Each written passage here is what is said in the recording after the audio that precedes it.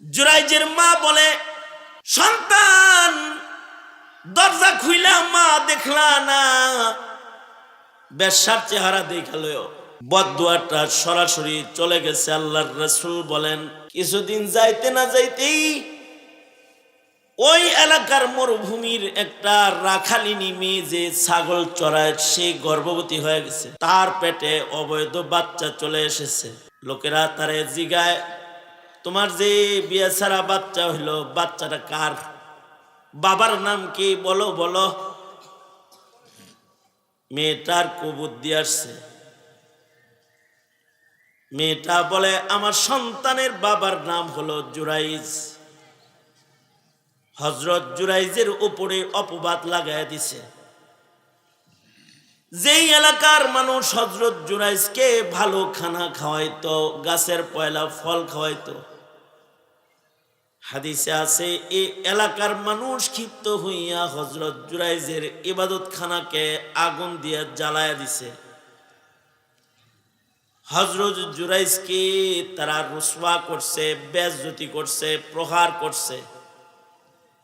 প্রহার করে বলতেছি, ভাবতাম তুমি বড় বুজুর্গ, এখন দেখি আস্ত একটা বদকার, জেনা ব্যভিচার করেছ, তোমার ঔরসে জেনার বাচ্চা হয়েছে। হযরত জুরাইজ বলে, আজব কথা, বাচ্চা হয়েছে? কে ওই বাচ্চা?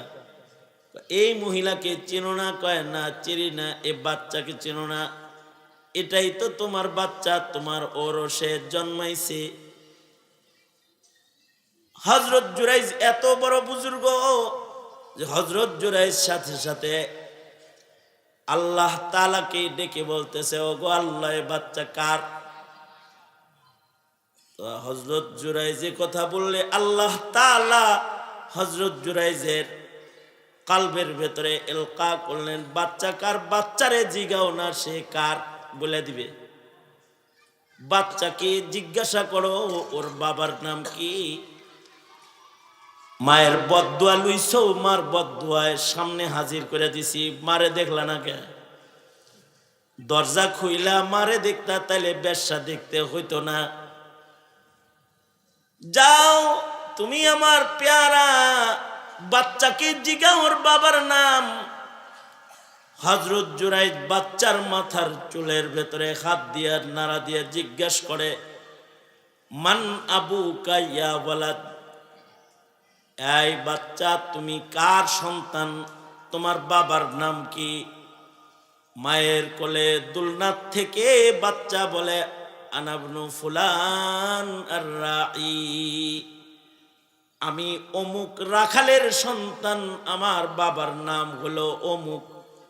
আমার মা ওই রাখালের সাথে জেনা করেছে, আমি ওই রাখালের সন্তান। জুরাইজ পবিত্র মানুষ, তাকে তোমরা কষ্ট দিবা না। আলহামদুলিল্লাহ, আলহামদুলিল্লাহ ওয়াকাফা ওয়া সালামুন আলা ইবাদিহিল্লাযীনা ইসতাফা। আম্মা বা'দু ফাআউযু বিল্লাহি মিনাশ শাইতানির রাজীম। বিসমিল্লাহির রহমানির রহিম। والسلام علي يوم ولدت ويوم أموت ويوم أبعث حيا. وقال النبي صلى الله عليه وسلم، من مات وهو يعلم لا إله إلا الله دخل الجنة.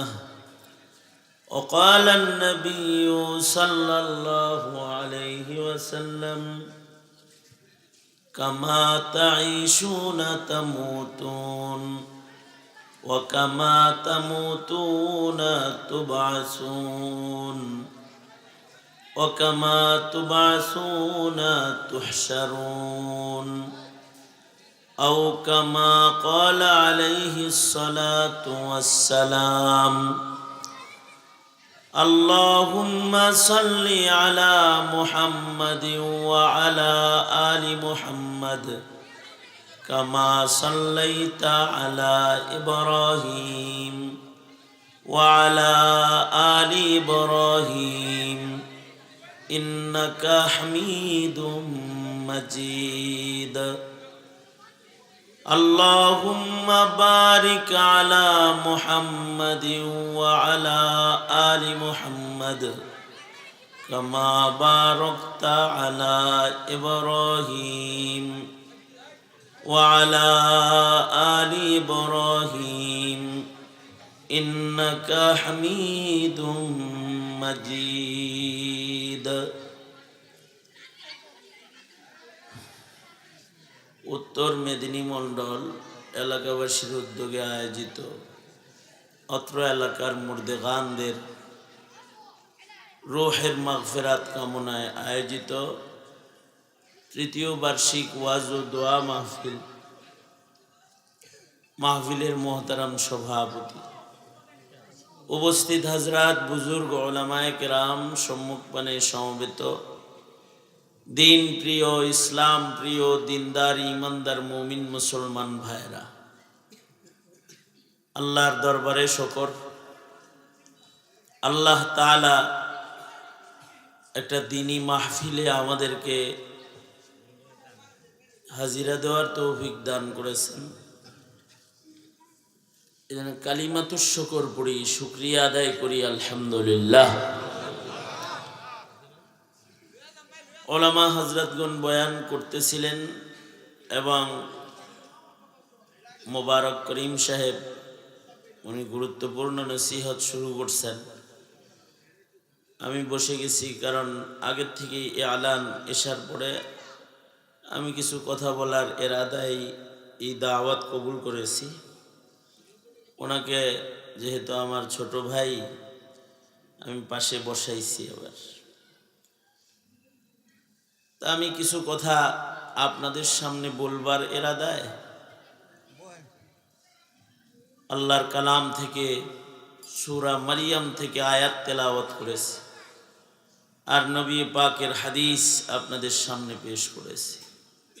এগুলো সামনে করে কিছু কথা আপনাদের কানে পৌঁছানো, আল্লাহ তাআলা কিছু উপকারী কথা আপনাদের কানে পৌঁছায় দেওয়ার তৌফিক দান করেন। আপনারা দোয়া করুন, বলুন আমিন।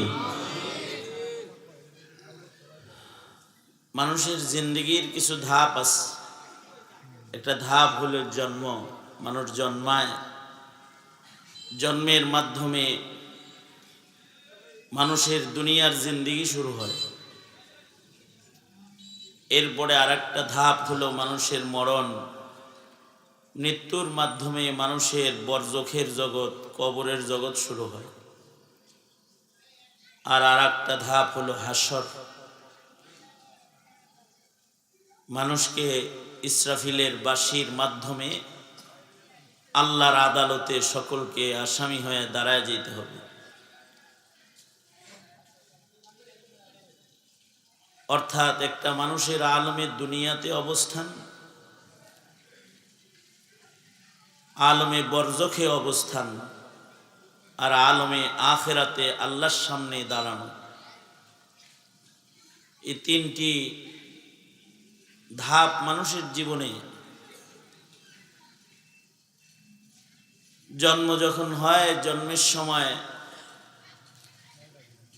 মানুষের জন্ম যদি নিরাপদ হয়,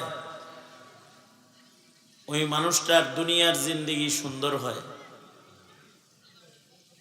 আর মরণ যদি নিরাপদ হয়, তাহলে মানুষের বরজখের জিন্দেগি সুন্দর হয়, কবরের জিন্দেগি সুন্দর হয়। আর হাসর যার সুন্দর হবে, হাসরে পুনরুত্থান যখন হবে, এটা যাদের ভালো হবে, নেককারদের সাথে হবে, ডানপন্থী হিসেবে হবে। তো হাসর সুন্দর হইলে তার বিচার ভালো হবে। যার বিচার ভালো হবে সে আল্লাহর কাছে চিরসুখের জান্নাতে আল্লাহর কাছে চলে যাবে। এই কারণে এই তিনও সময়ের নিরাপত্তা দরকার,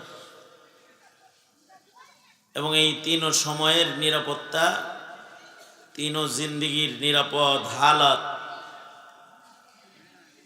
আল্লাহর কাছে চাওয়া। এই কারণে কোনো শিশু পেটে আসলে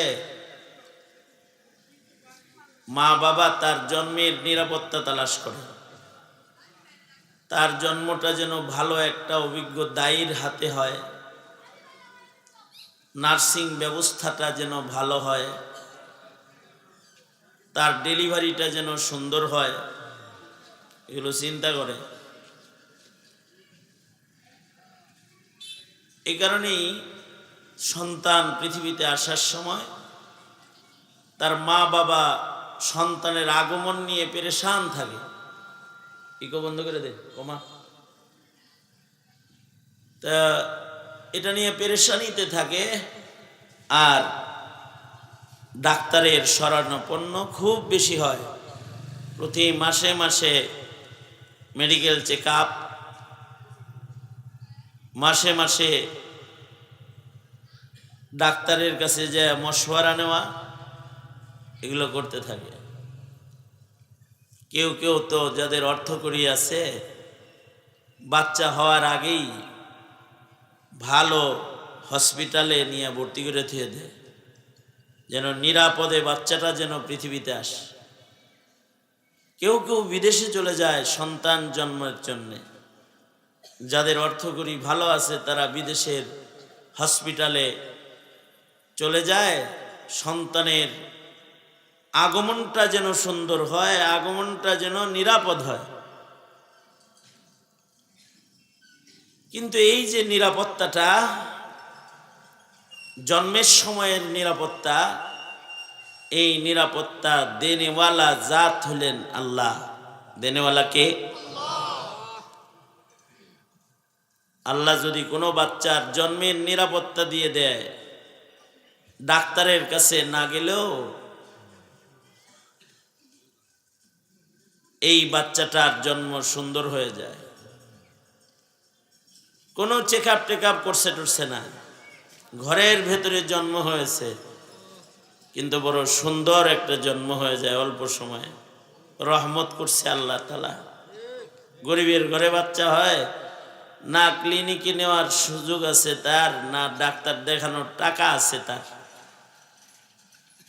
বাবাই রিক্সা লয়ে সকালবেলায় বেরিয়েছে, না তার একটা মোবাইলও আছে, সন্ধ্যাবেলায় বাড়ি এসে দেখে যে তার বাচ্চা যেটা বিবির পেটে রেখে গেছিল এটা ওয়া ওয়া করতেছে, এটা দুধ খাইতেছে, এটার আওয়াজ পাওয়া যায়। কেমনে হইল রে? বলে বড় আসানির সাথে চলে আসছে। হঠাৎ করে একটু ব্যথা উঠছে, পাশের বাড়ির খালাম্মা আমার কাছে আসার আগে ও আমার কোলে চলে আইছে। আল্লাহ তাআলা নিরাপদ অবস্থায় তাকে বের করে দিছে। আবার হসপিটালের বেডে বাচ্চাটা হয়েছে। নার্সিং ব্যবস্থা অনেক ভালো ছিল, কিন্তু জন্মে সময়ই তার এমন দুর্ঘটনা হয়েছে যে দুনিয়ায় আসার আগেই সে মারা গেছে। হায়াত তাকে আল্লাহ তাআলা দেন নাই।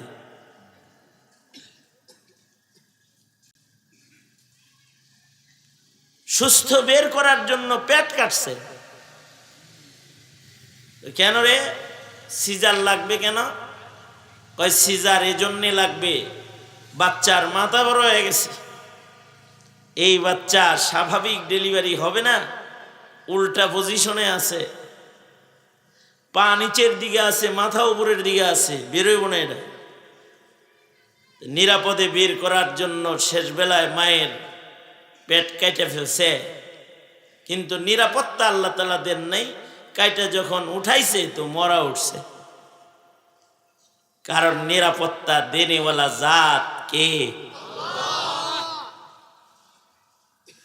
আর একজন ডাক্তারের কাছে যাই নাই, কেউ নাই, তাও বাচ্চা হয়ে গেছে। হযরত মরিয়মের পেটে বাচ্চা আসলো। আশ্চর্য অবস্থায় আসছে যে কোনো বিয়ে শাদী ছাড়া বাচ্চা, কোন পুরুষের স্পর্শ হযরত মরিয়মের গায়ে লাগে নাই। পেটে বাচ্চা দিছেন, সন্তান দেনেওয়ালা আল্লাহ যদি কাউরে সন্তান দেয় তো আল্লাহ ইচ্ছে করলে বিয়ে ছাড়াও দিতে পারে, কিন্তু এটা আল্লাহর নিয়ম না। পৃথিবীতে একটা সন্তান আল্লাহ তাআলা পুরুষের স্পর্শ ছাড়াই নারীর পেটে বাচ্চা দিছেন, কেস একটাই, যেটা আল্লাহ তাআলা কোরআনে হাকিমে বর্ণনা করেছেন। আল্লাহ আল্লাহর স্বাভাবিক নিয়মকে ক্রস করে আল্লাহর কুদরত দিয়ে বাচ্চা দান করছেন হযরত মরিয়মকে। ওনাকে কোনো পুরুষ স্পর্শ করে নাই। পেটে যখন বাচ্চা আইছে হযরত মরিয়ম পেরেশান। উনি বলতেছে, ইয়া লাইতানি মিতু ক্বাবলা হাদা ওয়া কুনতু নাসিয়াম মানসিয়া। ওগো আল্লাহ, বিয়া ছাড়া বাচ্চা দিলেন, লজ্জায় মুখ দেখামু কেমনে?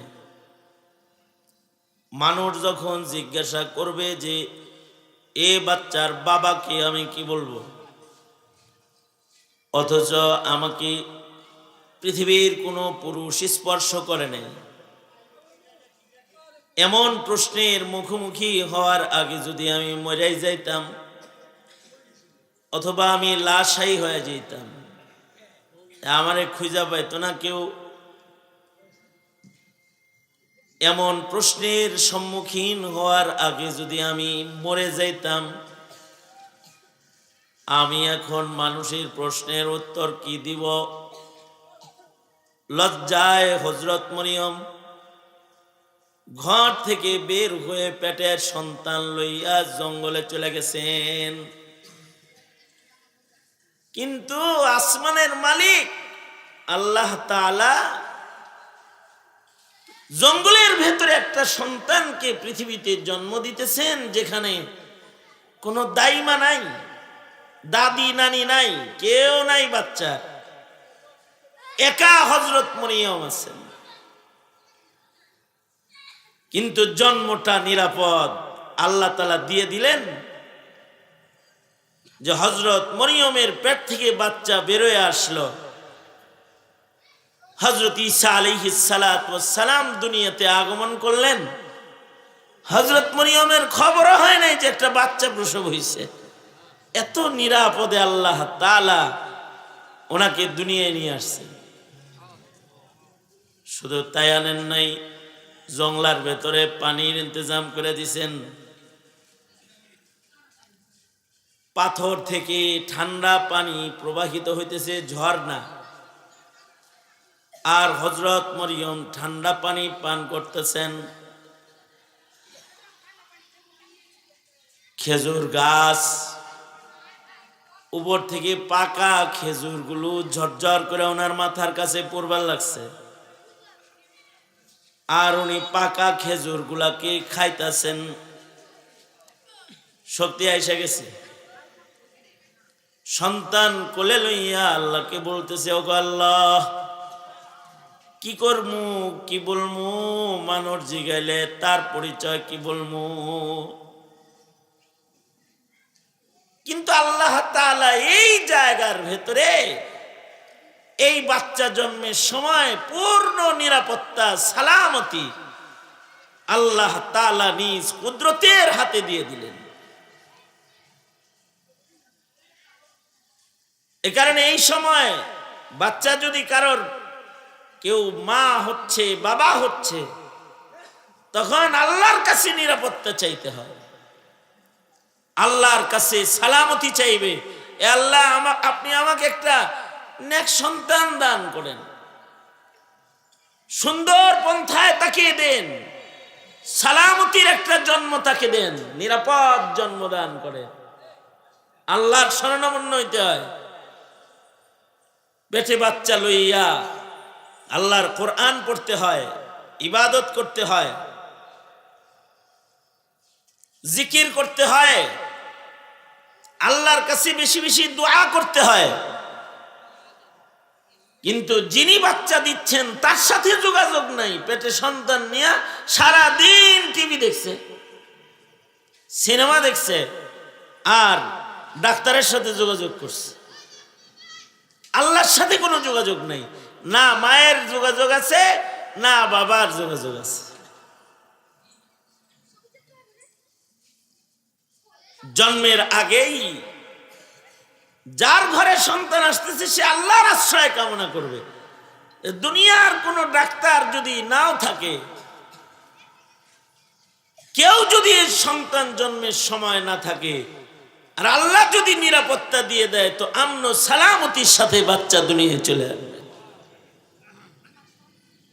হযরত মরিয়ম বাচ্চা হইল, উনি আল্লাহকে বলতেছেন, ওগো আল্লাহ, আমি মানুষের কাছে কি বলবো? আল্লাহ তাআলা বললেন, তোমার কিছু বলা লাগবে না, যে আসছে সেই বলবে। তোমার কিছু বলতে হবে না, যে আসছে সে কথা বলবে। বাচ্চার পরিচয় তোমার দেওয়া লাগবে না, বাচ্চা নিজের পরিচয় নিজে দিবে। আল্লাহ তাআলা, আল্লাহ পাকের কুদরত জাহির করতেছেন। আল্লাহ পাক তো সব কিছুর উপরে কাদেরে মুতলাক। নিয়ম হইল নারী পুরুষের মাধ্যমে বাচ্চা, আল্লাহ তাআলা পুরুষ ছাড়া শুধু মায়ের মাধ্যমে বাচ্চা দিতেছেন। আল্লাহ তাআলা সক্ষম। নিয়ম হইল বাচ্চা কথা বলার একটা বয়স আছে, যখন বাচ্চা কথা বলবে। কিন্তু আল্লাহ তাআলা মায়ের কোলে দোলনার ভিতরে বাচ্চাকে কথা বলাইবেন। আল্লাহ তাআলা সব কিছুর উপরে সক্ষম। মানুষ কথা বলার সময় না হইলে কথা বলে না, কিন্তু আল্লাহ তাআলা কিছু বাচ্চাকে সময় হওয়ার আগেই কথা বলাইছেন। হাদিসের কিতাবে আছে, লাম ইয়াতাকাল্লাম ফিল মাহদি ইল্লা সালাস। পৃথিবীর মাটির উপরে মানুষ তো জন্মের সাথে সাথে কথা কয় না, কিন্তু তিনটা বাচ্চাকে আল্লাহ তাআলা মার কোলে কথা বলাইছেন। একটা হলো ঈসা আলাইহিস সালাম, ওনাকে মায়ের কোলে কথা বলাইছেন। আর একটা হলো হযরত ইউসুফ আলাইহিস সালাতু ওয়াস সালামের পবিত্রতা বর্ণনাকারী হযরত ইউসুফ আলাইহিস সালাতু ওয়াস সালামের তাহারা, তার পবিত্রতা বর্ণনাকারী বনি ইসরায়েলের ছোট্ট সন্তান, যেটা জুলাইখার অপবাদের বিরুদ্ধে বাচ্চার জবান আল্লাহ খুলে দিছিলেন, আর বাচ্চা কথা বলেছে। সূরা ইউসুফের ভেতরে যে বাচ্চার আলোচনা আছে, মার কোল থেকে কথা বলতেছে বাচ্চা। আর একটা হলো পৃথিবীর ইতিহাসে এক বুজুর্গ ছিলেন, হযরত জুরাইজ নামী বুজুর্গ, আল্লাহওয়ালা ছিলেন, বড় ওলি বুজুর্গ ছিলেন। বুখারী শরীফে আছে যে ওনার বুজুর্গের প্রভাবে এলাকার মানুষ ওনাকে সম্মান করত। এলাকার মানুষ একটা ইমাম সাহেবকে যদি সম্মান করে, তাহলে একজন আল্লাহওয়ালা বুজুর্গকে, যার মুসাল্লাম কারামত আছে, সাহেবে কারামত বুজুর্গ, তাকে সম্মান করবে না? গাছের পয়লা ফল তারে খাওয়াইতো, ভালো কিছু রান্না হইলে জুরাইজ রে খাওয়াইতো। আর জুরাইজ উনি আবেদে খাস বুজুর্গ ছিলেন, যে ইবাদত করার জন্য দুনিয়ার সব কোলাহল থেকে দূরে সরে গিয়ে জঙ্গলের কাছে ঝুপড়ি ইবাদত খানা বানিয়ে তিনি দিন রাত 24 ঘন্টা ইবাদত করতেন, দিনে রোজা রাখতেন, রাতভর নামাজ পড়তেন। হযরত জুরাইজ, হযরত জুরাইজের একবার একটা অঘটন ঘটে গেল। কি অঘটন? যে তার মা হযরত জুরাইজের মা একদিন জুরাইজের দরজায় আসছে, এসে হযরত জুরাইজকে ডাকতেছে, জুরাইজ দরজা খোলো, আমি তোমার মা আইছি। হাদিস শরীফে আছে হযরত জুরাইজ তখন নামাজ পড়তেছেন। নামাজের ভিতরে হযরত জুরাইজ চিন্তা করতেছেন, সলাতি ওয়া উম্মি, সলাতি ওয়া উম্মি। একদিকে আমার মা আমারে ডাকে, আর একদিকে আমার নামাজ। নামাজে আল্লাহ আমার সামনে আছে আর দরজায় মা আছে। এবার কি নামাজ প্রাধান্য দিব নাকি মা প্রাধান্য দিব, এটা চিন্তা করতেছে। মা ডাকে কিন্তু হযরত জুরাইজ নামাজে আছে, নামাজ থেকে নড়ে চড়ে না। মা নিরাশ হয়ে দরজার থেকে ফেরত চলে গেছে। দ্বিতীয় দিন আবার মা এসেছে, এসে ডাকে, জুরাইজ দরজা খোলো। আল্লাহর কি কুদরত, হযরত জুরাইজ ওই দিনও নামাজেই আছে। আর উনি চিন্তা করতেছেন, একদিকে মা একদিকে নামাজ, কি করব? মার ডাকে সারা দিমো নাকি নামাজ পড়বো? হাদিসে আছে উনি নামাজে দাঁড়ায় রইলেন, মা নিরাশ হয়ে চলে গেল গা। তৃতীয় দিন আবার মা এসেছে, এসে ডাকতেছে, জুরাইজ বাবা দরজা খুলো, আমি তোমার মা। হযরত জুরাইজ ওই দিনও নামাজে আছেন, উনি নামাজে মগ্ন লইলেন। মা নিরাশ হয়ে ওই দিনও ফেরত চলে যাইতেছে। 3 দিন সন্তানের দরজায় দাঁড়ায় সন্তানরে ডাকে, সন্তান খালি নামাজ পড়ে। সন্তান মার ডাকে সাড়া দেয় না। মা রাগ হইয়া বলে ফেললেন, দরজা খুলে মা দেখলা না তো বেশ্যার চেহারা দেখো। এ কথা বলে মা চলে গেছি। মা তো মুস্তাজাবুদ দাওয়া, পিতা মাতা হলো সন্তানের জন্য মুস্তাজাবুদ দাওয়া। মা বাপ যদি সন্তানের জন্য দোয়া করে, ওইটা আল্লাহর কাছে কবুল হয়ে যায়। মা বাপ যদি সন্তানের জন্য বদদোয়া করে, ওইটা আল্লাহর কাছে কবুল হয়ে যায়। 3 জনার দোয়ার মাঝখানে, আল্লাহর মাঝখানে কোনো পর্দা নাই। তাদের ভেতরে একজন হলো মা বাবা, ওয়ালিদাইন। মা বাবার দোয়া আর আল্লাহর মাঝখানে আল্লাহ তাআলা কোনো পর্দা রাখেন নাই। মা বাপ দোয়া করলেও সোজা যায়, বদদোয়া করলেও সোজা চলে যায়। আল্লাহর রাসূল সাল্লাল্লাহু আলাইহি ওয়াসাল্লাম মায়ের বদদুয়ার তাসির সাহাবীদেরকে শোনাইতে, ঘটনা শোনাইতেছেন সাহাবীদেরকে। মায়ের দোয়ারও তাসির আছে। মায়ের দোয়ার কথাও আল্লাহর রাসূল হাদিসে বলছেন, মায়ের দোয়াকে পুঁজি বানায়া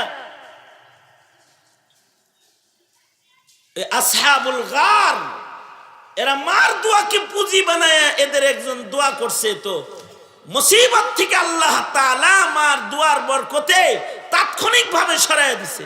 মার খেদমত বাহানা বানায়া দোয়া করছে। মায়ের খেদমতের নগদ পুরস্কার। মায়ের দোয়া এত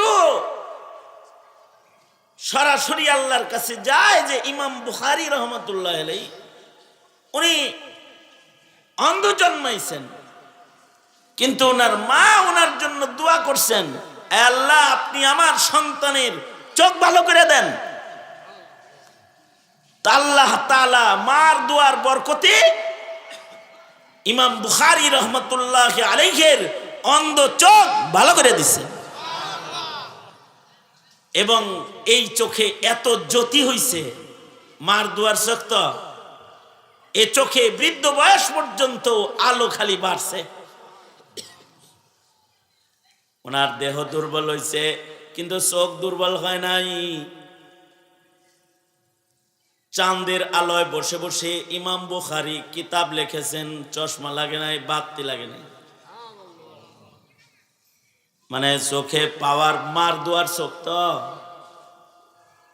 মায়ের দুয়ার চোখ দিয়া ইমাম বুখারী রহমতুল্লাহ আলাইহি চাঁদের আলোয় বসে বসে উনি কিতাব লিখেছেন,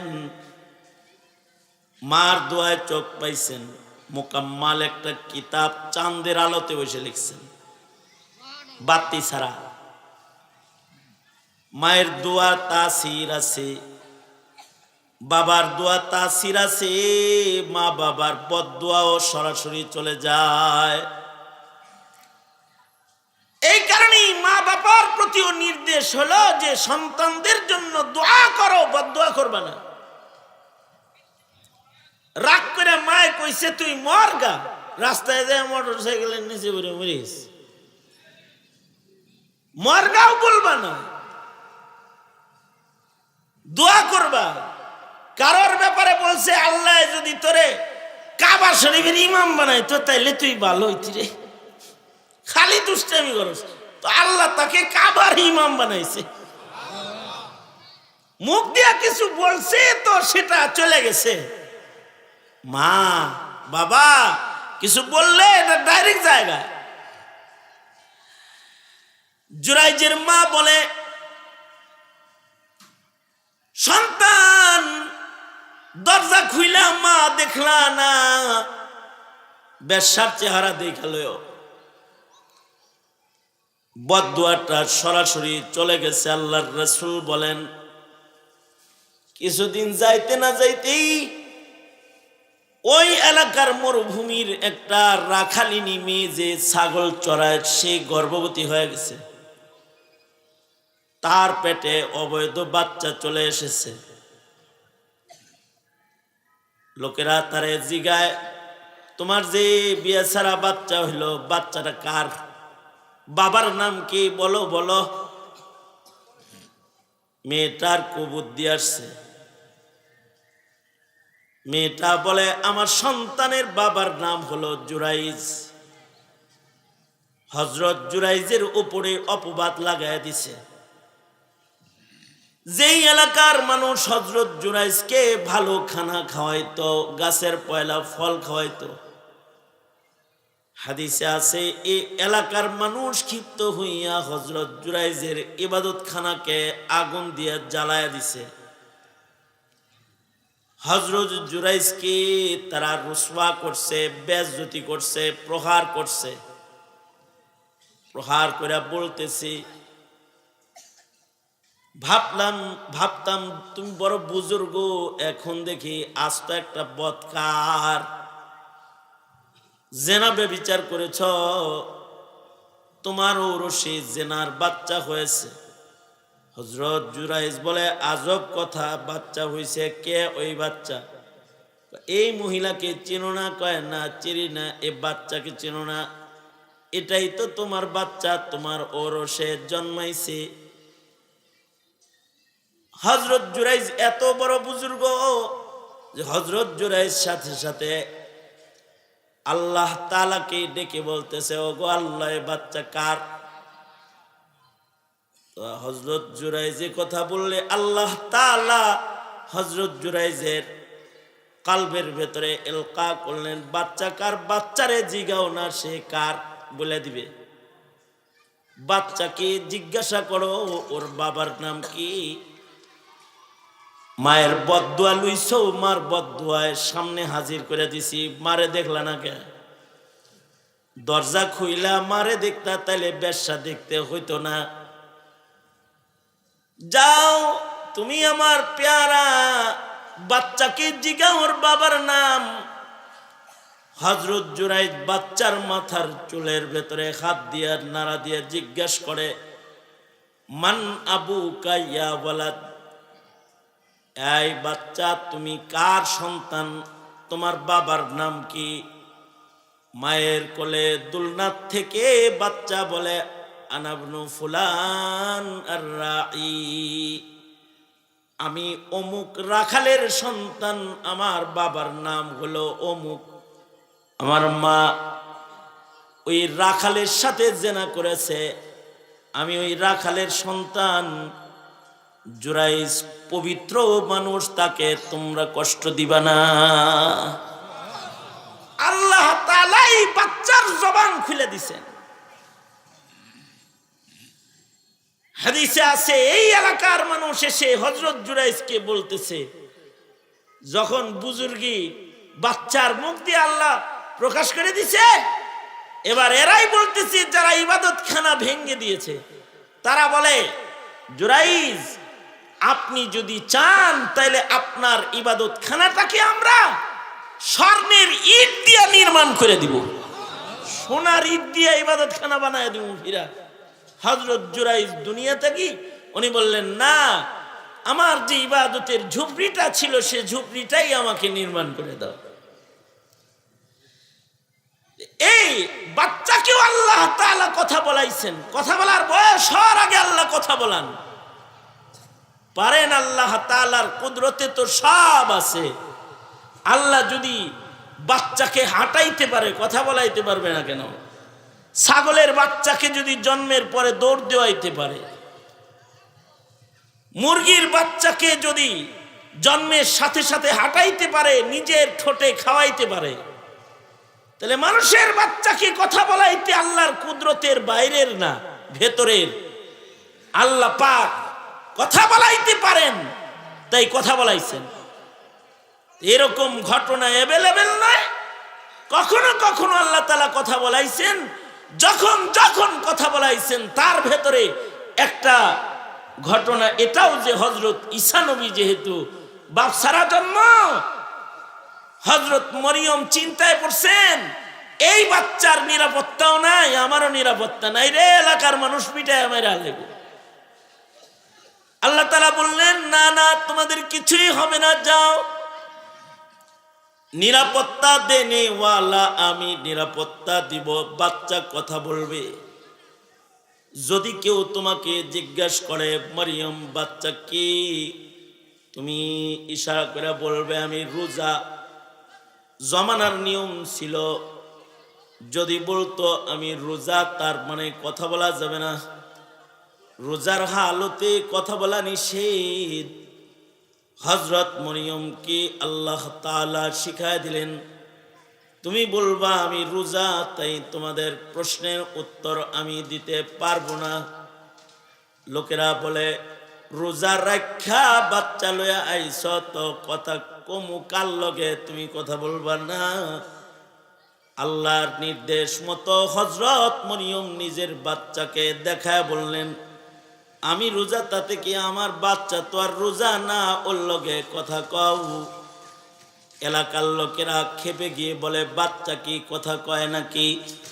হযরত ঈসা আলাইহিস সালাতু ওয়াস সালাম মায়ের দুধ খাওয়া বাদ দিয়া মাথাটা ঘোরায়া বুদ্ধিমানের মতো একেবারে বড় মানুষের মতো ঘুইরা কথা বলা শুরু করেছে। কে বলেছে আমি কথা বলতে জানি না, আমার পরিচয় আমি দিচ্ছি, ইন্নী আব্দুল্লাহ আতানিয়াল কিতাবা ওয়া জাআলানি নাবিয়্যা।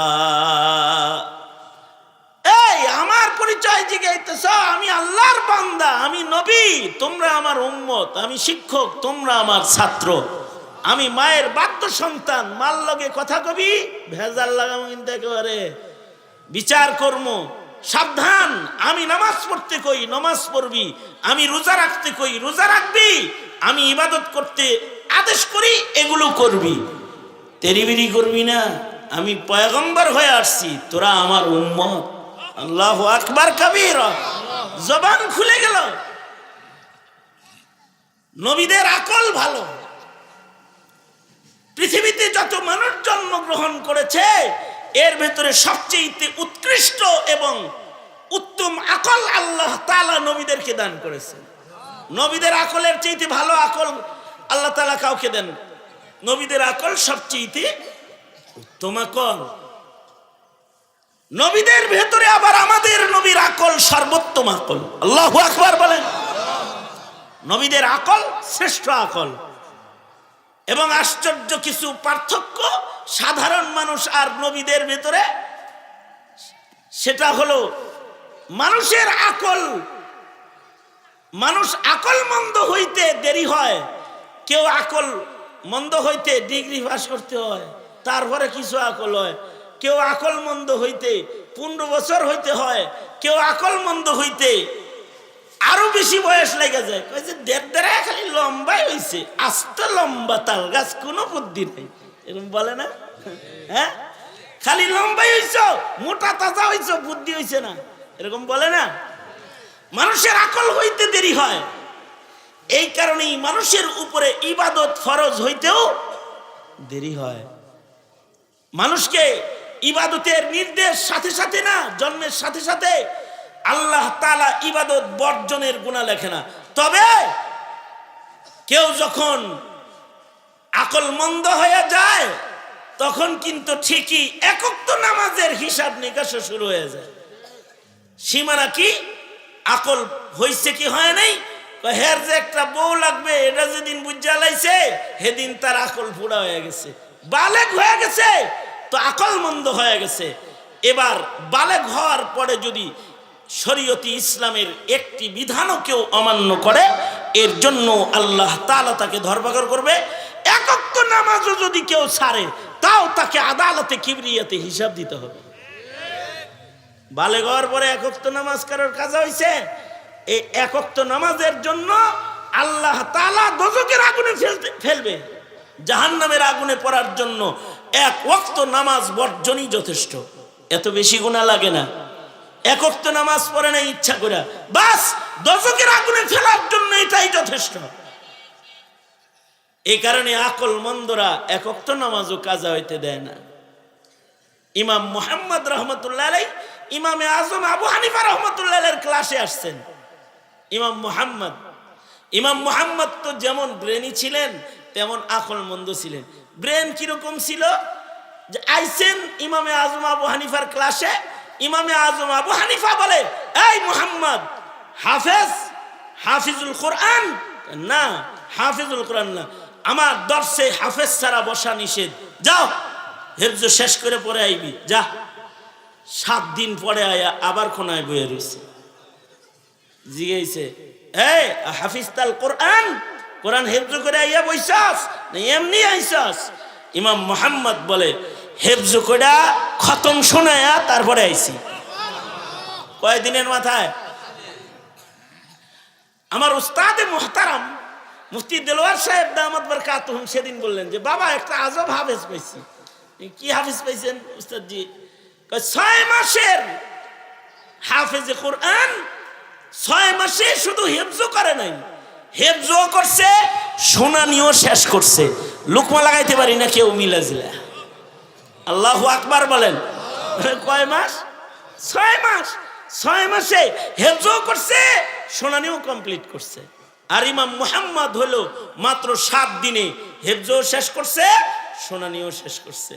মারে খতম শোনায়া তারপরে ইমামে আজম আবু হানিফার ক্লাসে এসে বসছে। এই যেমন তার জেহেন জাকাওয়াত, তেমন তার বুদ্ধি আকাল। ইমাম মুহাম্মদ রহমতুল্লাহ আলাইহি ক্লাসে এসে উস্তাদকে প্রশ্ন ছুড়ে মারলেন। কি প্রশ্ন? প্রশ্ন হলো, উস্তাদ জি গো, কোন বাচ্চা জামাতের সাথে এশার নামাজ পড়ছে, এশার নামাজ পড়ে রাতের বেলায় বিছনায় যায় যখন ঘুমাইছে, তো রাত্রে সে বালেগ হয়েছে, অর্থাৎ এ রাতে তার স্বপ্নদোষ হয়েছে, এখনো পর্যন্ত এশার ওয়াক্ত বাকি আছে। এবার এ বাচ্চার দায়িত্ব কি? সে কি পুনরায় এশার নামাজ আবার আদায় করবে, নাকি সুজা ফজরের নামাজ পড়ার জন্য মসজিদ আসবে? ইমামে আজম আবু হানিফা বললেন, এর আগে জামাতের সাথে যখন এশার নামাজ পড়েছে তখন নাবালেগ অবস্থায় পড়ছে, আর মাঝরাত্রে যখন বালেগ হয়েছে তখন তো এশার ওয়াক্ত আছে। সুতরাং ফিকহি ফায়সালা হলো এই বাচ্চাটার রাতের বেলায় ঘরে এশার নামাজ আবার পড়বে, এরপরে ফজরের নামাজে জামাতে মসজিদে আবার ফজর পড়বে, অর্থাৎ ফজরের নামাজ পড়ার আগে নামাজে ইশা এই দুইবার পড়বে। একবার পড়ছে নাবালেগ হালতে, আর একবার পড়বে বালেগ হওয়ার পরে। তার মানে নামায়ে আমালের ভেতরে যেন বালেগ হওয়ার পর থেকে তো আমল নামাল লেখালেখি স্টার্ট, তার যেন এক ওয়াক্ত নামাজ কাজা হয়েছে এটা যেন আমল নামার ভেতরে উঠে না যায়। তাই এশার নামাজটা সে দ্বিতীয়বার আবার পড়বে। ইমামে মুহাম্মদ রহমতুল্লাহ আলাই বলেন, এই এই এই কি দাঁড়াইছেন কে জান,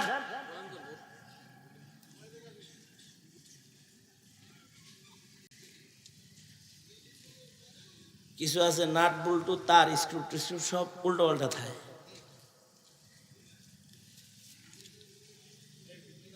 মনে মনে আবার রাগ হইতেছে, হুজুর মানে স্ক্রু স্ক্রু ছাড়া গেল, স্ক্রু ছাড়া না হইলে খারাই থাকে নে, তার কাজ থাকলে চলে যাইব আস্তে করে। এই ইমামে মুহাম্মদ ইমাম মুহাম্মদ রহমতুল্লাহ আলাই উনি কি বললেন? উনি বললেন, আলহামদুলিল্লাহ উস্তাদজি, যেই বাচ্চাটা এই বিপদে পড়ছে সে এশার নামাজ আজকে রাত্রে দুইবার পড়ছে। আল্লাহু আকবার জোরে করে বলো। তার মানে এটা তো কইতে পারে না যে কামটা তো আমারই হইছে, এটা স্মরণের কথা না, এত কিছু ভাঙ্গা তো কইতে পারে না। যে বাচ্চাটার এরকম ঘটনা ঘটছে সে কিন্তু আজকে এশার নামাজ দুইবার পড়ছে, তার মানে আকল কত কাম করছে, আকল কত তেজ ধার, তার যে আর এক ওয়াক্ত নামাজ ঘরে আইছে এটা বুঝা লাইছে, আর এটাও সে আদায় আবার করে ফেলাইছে। আল্লাহু আকবার। আকল আর নবীদের আকল, যেটা মানুষের আকল কামেল হইতে তো বালেগ হওয়া পর্যন্ত সীমানা, কিন্তু নবীদের আকল কেমন? নবীরা জন্মের সাথে সাথে কামেল আকল মন্দ। আল্লাহু আকবার। নবীদের আকল জন্মের সাথে সাথে পুরাপুরি আছে। এই কারণেই নবীদের আকল পরীক্ষা হইতো ছোটবেলায়। মুসা আলাইহিস সালাম যখন জন্মাইছেন, আল্লাহ তো হযরত মুসারে বাঁচাইবার লাগা মায়ের বুদ্ধি দিয়ে দিছেন যে এটা সিন্ধুকে দিয়া ভাসায় দে। হযরত আসিয়ার গাটলায় গেছে, এটা হযরত আসিয়া পানিত পাইছে আর কইছে এটা আমারে মাওলায় দিছে। সুতরাং সব বাচ্চারে তুমি জবাই করলো, এইটার দিকে তাকাইলে খবর আছে। কইলাম নেতা বইয়ের উঙ্গুলি যখন উপরে পড়ে গেছে, এখন হের নেতাগিরি তো বাইরে না আছে, ঘরে কি আছে, তো সিধা হয়ে গেছে। এ বাচ্চারে আর কিছু কইতে পারে না। আরো কত কি হয়েছে, এ কান্দে কান্দে থামে না। শেষ বেলায় নিজের মায়ের দুধ খাইছে, এর পরে কান্না থামছে। আরো কত কি হয়েছে, ঘরের ভিতরেই রয়েছে। বাচ্চা মানুষ সুন্দর সুন্দর খেলে, বুদ্ধিমানের মতো খেলে, আর হাসি আনন্দ আসিয়ার কোলে যেভাবে দোলে, ফেরাউনেরও দেখা শখ জাগছে বাচ্চাটার একটু কোলে লই। ফেরাউন হযরত মুসা আলাইহিস সালামকে কোলে লইছে। মানুষের খাসলাত হলো বাচ্চা কোলে লইলে চুমা দিতে মনে চায়, এটা আদর করতে মনে চায়। তো ফেরাউন হযরত মুসা আলাইহিস সালামকে কোলে লইয়া চুমা দেওয়ার জন্য মুখটা আগাইছে যে একটা চুমা দেই, আদর করতেছে। যখনই আদর করতেছে, চুমা দিতেছে, হযরত মুসা আলাইহিস সালাতু ওয়াস সালাম উনি তো আকলমন্দ, উনি তো বুঝা লাইছে কিরে আমারে তো এখন এই যেটা কয় আমি খোদা, নিজের নিজে খোদা দাবি করে যে এই মুখ দিয়ে আমারে চুমা দিব, তো এখন এই চুমাটা তো লন যাইব না রে। তো যখনই মুখটা আগাইছে, হযরত মুসা আলাইহিস সালাতু ওয়াস সালাম মুখের উপরে একটা চপাটাঘাত করে একটা থাপ্পড় বসায় দিছে ফেরাউনের মুখে। ফেরাউন তো থাপ্পড়টা খাইয়া চিল্লায় উঠছে, কয় এ আসিয়া আমারে মারছে। কয় কে মারছে? কয় তোমার ছেলে আমাকে মারছে। হযরত আসিয়া বলে বাচ্চায় কোনোদিন মারতে পারে নাকি? মিশা কথা কইতে আর জায়গা পাও না। না না না, এটা বাচ্চা হইলে সাধারণ বাচ্চা না, এটা মনে হয় ওইটা যেটারে আমি খুঁজি। এ তো আমারে কষায়া মারছে, থাপ্পড় জোরে করে মারছে। মুসা আলাইহিস সালামের থাপ্পড়ের প্রশংসা কোরআনে আছে, মুসা আলাইহিস সালামের থাপ্পড়ের প্রশংসা হাদিসে আছে। থাপ্পড় দিছে তো কিপ্তি মরে গেছে, এক থাপ্পড়ে কিপ্তি শেষ। হাদিসে আছে, মিশকাত শরীফে আছে। আর এক থাপ্পড় দিছে তো আজরাইলের চোখ খুলে গেছে। নম্বর মুসার থাপ্পড় কিন্তু আগের থেকেই নাম করা। এটা কিপ্তির উপরে পড়ছে তো শক্তিশালী কিপ্তি, এক থাপ্পড়ে মরে গেছে। হাদিসে আছে এটা আজরাইলের চোখে লাগছে তো এক থাপ্পড়ে আজরাইলের চোখ খুলে গেছে। আজরাইল চোখ ধরে যে আল্লাহর কয়, আল্লাহ হে আমারে মারছে, মরতো না মরতো না মরতো না, মরবো না। দেখেন আমারে কি থাপ্পড়টা মারছে, আমার চোখ খুলে গেছে। আল্লাহ তাআলা চক্ষু বসায় দিয়া কয়, বিনা অনুমতিতে গায়ে হাত দিস না। যা কবি যে আপনি যদি থাকতে চান তাহলে আল্লাহ আপনার হায়াত বাড়াইব। পশমি হাইওয়ান একটা গরুর উপরে হাত রাখেন, হাতের নিচে পশম যা পড়ব আল্লাহ তাআলা হায়াত বাড়াইয়া দিব, বাচ্চা থাকবেন। কিন্তু এরকম মারামারি আর করেন না। তাই হায়াত যে বাড়বো পরে কি আবার মরণ লাগবো? হ্যাঁ, মরা মাপ নাই, মৃত্যুর স্বাদ আস্বাদন করতেই হবে। তবে এখন যদি আমার লগে যান তাইলে আল্লাহ আপনার জন্য বসে রয়েছে, গেলেই দেখা হবে। হযরত মুসা আলাইহিস সালাম কয়, তাড়াতাড়ি লয়ে লও আমারে, আমি এখনই আমার আল্লাহর কাছে যাব। কারণ একদিন তো কথা কইছে, দেখার লেগে তো উতালা হয়ে উঠছে। কথা কইলে দেখার লেগে উতালা হয়ে উঠাই স্বাভাবিক। আমার মহল্লা এক ছেলে একটা কালা মার্কা বিয়ে করছে অনেক আগে, তখন অ্যান্ড্রয়েড ফোন আসে নাই, এটা এই যে ছোট ফোনের আগমন হয়েছে তখন। তা আমি বললাম, তোর মতো একটা শিক্ষিত ভদ্র সভ্য ছেলে এটা কি ধরে আনছস? তোর খালাম্মা কইল তুই নাকি একটা কালা মার্কা ধরে লয়ে আইছস। কই জি হুজুর। এরকম করলি কেন? হুজুর মিস কল। আমি বললাম মিস কল কি? একটা ফোন ঢুকছিল, মিস কল, কল ব্যাক করছি তো মিষ্টি মিষ্টি কণ্ঠ ভাইসে আসতেছে। এই তো আলাপ শুরু হয়ে গেল। হায় রে মুখের ভাষার কথা, কথায় তো হৃদয় আর প্রাণ আর ভালোবাসা বেড়ে গেছে। এক পর্যায়ে দীর্ঘদিন কথা হয় কিন্তু দেখা হয় না। হেরে কইলাম যে আসো একটু সাক্ষাৎ হোক। না, আমারে দেখলে তোমার পছন্দ হবে না, আমি একটা কালামার্কা মহিলা, আমার সাথে এই পর্যন্তই থাক, কথাবার্তা এই পর্যন্তই থাক, তোমার সাথে আমার সাথে যেহেতু ঘর সংসার হবে না, দেখা সাক্ষাৎ হয়ে লাভ নেই, আজ থেকে তুমিও আমারে ফোন দিও না, আমিও তোমারে ফোন দিব না। হুজুর এই কথা বলছে বলে তো প্রেমের বাতি আরো আগুন দাও দাও করে জ্বলে উঠছে। পরে হেরে কইলাম, তুমি কালা হও আর যাই হও, তুমি আমার গলার মালা, জীবনে মন একজনই দিছি, তোমারই দিছি, বিয়া তোমাকেই করব, অসুবিধা নাই, তুমি কালা হইলেও তোমার বিয়ে করবো। কয় তাইলে সাক্ষাৎ ডাইরেক্ট কাজী অফিস। বেডি বড় চালাক, সাক্ষাতের জায়গা দিল কাজী অফিস। কাজী অফিসে আয়াও পড়ছে হুজুর, কিন্তু মেকআপ করে এত সুন্দর করে আইছে, পয়লা নজরে আর বোঝা গেছে না যে এটা আসলে কালা, দেখা মনে হইলো আসলে ভালা। কিন্তু যখন বিয়েটা শেষ হয়ে গেল হুজুর, খালার বাড়িতে গেলাম, রাতের বেলায় গোসল যখন করছে তখন দেখি এই শিউলি ওই শিউলি না।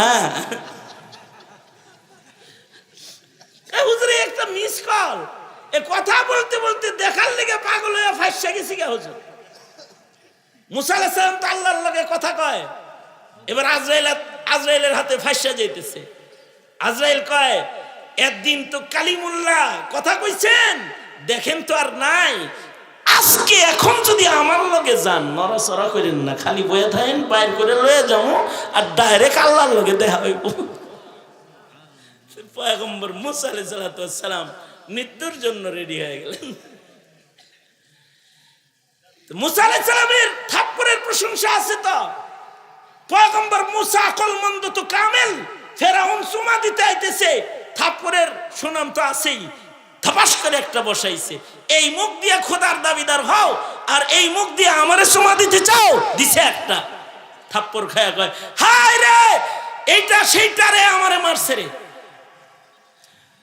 হযরত আসিয়া বলে বাজে কথা বলবা না, বাচ্চা মানুষ মারতে পারে না। কয় না এটা আকলমন্দ, আমারে চিন্না লাইছে। আমরা চিনি, হেও চিনে। কয় ওরা তো করছে বেশি চিনে আমারে, উনি তো করছে আমারে ভালো চিনে এ বাচ্চা মুসা। কয় তাহলে তার আকলের পরীক্ষা হয়ে যাক, আসলে কি আকল মন্দ নাকি আকল মন্দ না। আকল যদি কামেল হয় বুঝমু এইটা সেইটা, আর কোনো কথা নাই, জবাব করবো। তাহলে আকলের পরীক্ষা কেমনে হবে? কয় মুসার সামনে স্বর্ণ আর আগুনের কয়লা রেখে ছেড়ে দাও, সে যদি নবী হয় তাহলে আগুন ধরবে না। তার যদি আকল কামেল হয় তাহলে সে স্বর্ণে হাত লাগাবে, আর যদি সাধারণ বাচ্চাদের মতো বে আকল হয় তাহলে সে লাল দেখা ওইটা ধরবে, আগুন ধরবে। দুই পেয়ালার ভেতরে এক পেয়ালায় স্বর্ণ আর এক পেয়ালায় আগুনের অঙ্গরা রাইখা পয়গম্বর মুসাকে ছেড়ে দিয়েছে। মুসা আলাইহিস সালাতু ওয়াস সালাম হামাগুড়ি দিয়া দেখতে দেখতে বুদ্ধিমানের মতো স্বর্ণের দিকেই যাইতেছে, হাতটা স্বর্ণের দিকেই বাড়াইতেছে। আকল কামেল তো আল্লাহ তাআলা হযরত জিবরাইলকে বলে আজকে বুদ্ধি প্রকাশ করন লাগবো না, স্বর্ণ ধরলে গলা কাটবো ফেরাউনে। হাতটা ঘোরাইয়া দিই, পয়গম্বরের হাত ফিরিস্তায় ঘোরাইয়া দিলে আগুনে লাগাইয়া দিলেন। বাচ্চা মানুষ আগুন ধরলেন, অঙ্গুলির মাথা পুড়ে গেল। বাচ্চাদের খাসলত যেটা ধরে সেটা মুখে লয়, আগুনের অঙ্গরা ধইরা মুখে লাগাইয়া দিলেন, মুখ পড়ে তোতলা হয়ে গেল। পয়গম্বর ছোটবেলায় আকলের পরীক্ষা দিয়ে দিলেন, আল্লাহ তাআলা কুদরত দিয়ে বাঁচায় দিলেন। নবীরা তো জন্মের পরেই আকল মন্দ, ঈসা আলাইহিস সালামও জন্মের পরেই আকল মন্দ। ঈসা আলাইহিস সালামের জবানকে আল্লাহ তাআলা খুলে দিয়েছেন মানুষের সাথে কথা বলতে। আকল মন্দ তো শুধু মানুষের লগে কথা বইলা তিনি ক্ষান্ত হইতেছে না, যিনি কথা বলার অধিকার দান করেছে তার লগেও আলাপটা সেরে ফেলতেছে, আর বলতেছে জন্মের দিনে মুখ খুইলা দিয়া কথা বলায়া সালামতি দিলা আল্লাহ, এই সালামতি আমার শেষ সালামতি নয়। ওগো আল্লাহ আমি মৌতের দিনেও সালামতি চাই, ওগো আল্লাহ আমি আমার হাসরের দিনেও সালামতি চাই। পয়গম্বরের কণ্ঠে উচ্চারিত হলো ওয়াসসালামু আলাইয়া ইয়াউমা উলিদতু ওয়া ইয়াউমা আমুতু ওয়া ইয়াউমা উবআসু হাইয়া। বুদ্ধিমান পয়গম্বর আল্লাহকে কয় ওগো আল্লাহ সালামতি আর নিরাপত্তা যেন হয় আমার জন্মের সময়, যেন সালামতি হয় আমার মৃত্যুর দিনে, যেদিন আমি মরব সেদিন যেন স্বাভাবিক মরণ, আমার একটা সালামতির মৃত্যু ওগো আল্লাহ তুমি আমাকে দান করবে। এবং যেদিন আমি হাসরের ময়দানে তোমার আদালতে দাঁড়াবো আমার পুনরুত্থানটা যেন সালামতির হয়। পয়গম্বর ঈসা আলাইহিস সালামের এই দোয়া কবুল করেই আল্লাহ তাআলা পয়গম্বররে আকাশে সালামতিতে রেখে দিয়েছেন। যেদিন ওনার মৃত্যুর সময় হবে সালামতি শহর মদিনায় আল্লাহ তাআলা ওনাকে মরণ দান করবেন। দামেস্কের জামে মসজিদে তিনি অবতরণ করবেন, কিন্তু মরণ হবে সালামতি শহর মদিনাতুল মুনাওয়ারাতে।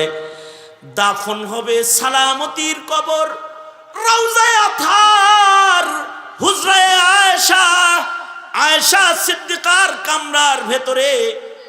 চারটি কবরের জায়গা, তার 3টা কবরের জায়গা পূরণ হয়েছে, একটা কবরের জায়গা এখনো শূন্য রয়ে গেছে। ঈসা আলাইহিস সালাতু ওয়াস সালাম জমিনে অবতরণ করলে পয়গম্বর ঈসা মদিনায় সালামতির মরণ মরবেন, আর পয়গম্বরকে সালামতির কবরস্থানে দাফন করা হবে হুজরায়ে আয়েশার ভিতরে। আর ময়দানে মাহশরে পয়গম্বর সালামতির হাসর হবে, যে দুনিয়ার সব নবীরা যখন নিয়া নাফসি নাফসি করবে, পয়গম্বর ঈসা আলাইহিস সালাতু ওয়াস সালাম হাবিবে কিবরিয়া নবীর পাশে সালামতির সাথে দাঁড়ায় দাঁড়ায় বলতে থাকবে, ওগো আল্লাহর বন্ধু, একটু আপনার রবরে বিচারটা চালু করতে বলেন না। ময়দানে মাহশারে আধাত সূর্যের নিচে আমরা দাঁড়ায় থাকতে পারতেছি না, আপনি হাবিবুল্লাহ, আপনি বললে আসমানের মাওলা আল্লাহ বিচার শুরু করবে। ঈসা আলাইহিস সালাতু ওয়াস সালাম সালামতির সাথে কথোপকথন করবেন। সুতরাং একটা মানুষের নিরাপত্তা সালামতি শুধু জন্মের দিনে নয়, জন্মের দিনের নিরাপত্তাই আসল নিরাপত্তা না। আসল নিরাপত্তা মরণের নিরাপত্তা, আসল নিরাপত্তা হাসরের নিরাপত্তা। হাসরের মরণের নিরাপত্তা এটা আল্লাহর পক্ষ থেকে আল্লাহ দিবেন বান্দার আমলের উপরে ভিত্তি করে। কারোর যদি আমল ভালো হয় হায়াতে, তাহলে তার মরণ ভালো হবে, কামা তাঈশুনা তামুতুন। আর কারোর যদি মরণ ভালো হয় তাহলে তার হাসর ভালো হবে। ভালো মানুষ ছিল তো ভালো মানুষদের সাথে দাঁড়াবে, নেককার ছিল, নামাজি ছিল, মসজিদের আকর্ষণওয়ালা ছিল, তো আরশের ছায়ার নিচে দাঁড়াবে, নিরাপদ হাসর হবে। বদকার তো দোজখের জাহান্নামীদের কাতারে খাড়াবে, আর আধাত সূর্যের নিচে দাঁড়াবে, মাথার মগজ টকবক করে গড়ায় গড়ায় পড়তে থাকবে। বদ আমলির কারণে কবর অসুন্দর হয়, বদ আমলির কারণে হাসর অসুন্দর হয়। এজন্য একটা মানুষের চালাক মানুষ, চতুর মানুষ যারা, তারা মরণ পর্যন্ত খাওয়ান দাওয়ান আর ভোগ বিলাসের চিন্তা, তার আসল চিন্তা থাকে না। তার আসল চিন্তায় পরিণত হয় তার কবর জীবন, তার আসল চিন্তায় পরিণত হয় তার হাসরের জীবন। এই যে মুর্দেগান যারা কবর জগতে শেয়ার হয়েছে, যাদের ইসালে সওয়াব উপলক্ষে আজকের মহতি আয়োজন, খোদা জানে কার আমল কেমন ছিল আর কে তার কবরে কেমন আছে।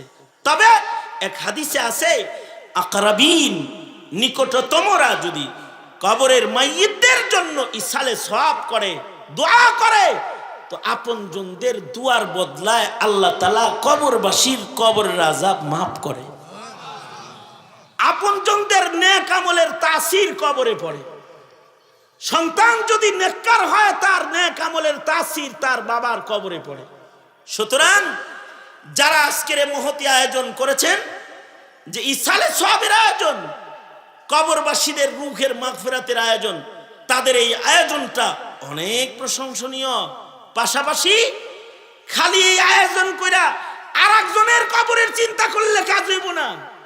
আপনি কবরে যাইবেন, আপনার কবর যেন দোজখের খণ্ড না হয়, এ ধান্দা নিজের ভেতরে জায়গা দেওয়ার নাম হলো চালাক মুমিনের পরিচয়।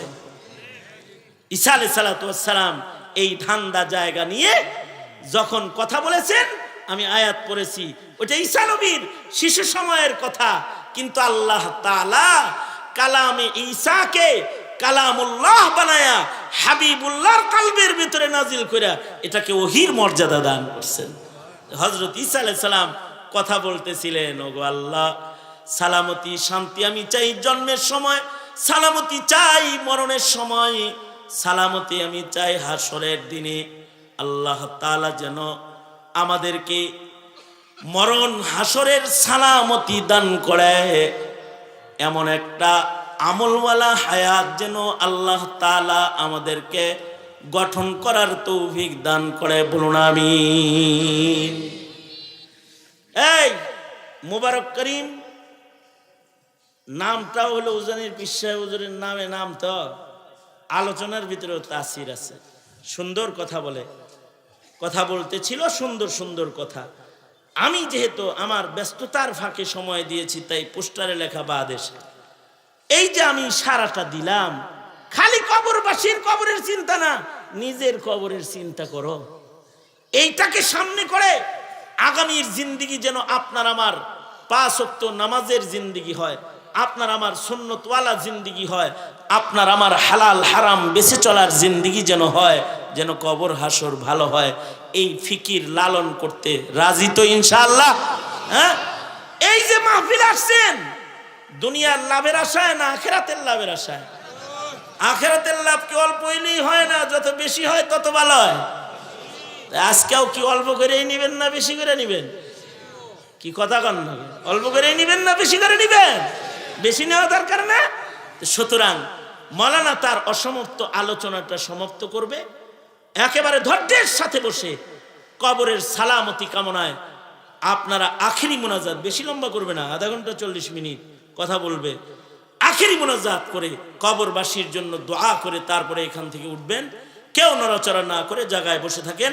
আল্লাহ তাআলা সবাইকে খায়ের দান করে, এই মাজমাকে কবুল করে। যে এলাকার এই মুর্দেগানদের জন্য ইসালে সওয়াবের মাহফিল যারা করেছে, তাদের মেহনত, তাদের কোরবানি সবটুকুন আল্লাহ তাআলা কবুল আর মঞ্জুর করে। মাইকাতে নিয়ে পেসপুস লাগায়েন না, আমি ঘোষণা দিয়ে দিছি, ডাইরেক্ট বসে মনে। আর ও বড় হুজুর যা আছে এটা তো আমি জানি না গো, আমি জানি আপনারা যাইবেন না, কারণ বড় হুজুর একটা আছে, তাবারক সাহেবটা আমার দরকার, তো মনে লইয়েই যায়। বসেন, আল্লাহ তাআলা খায়ের দান।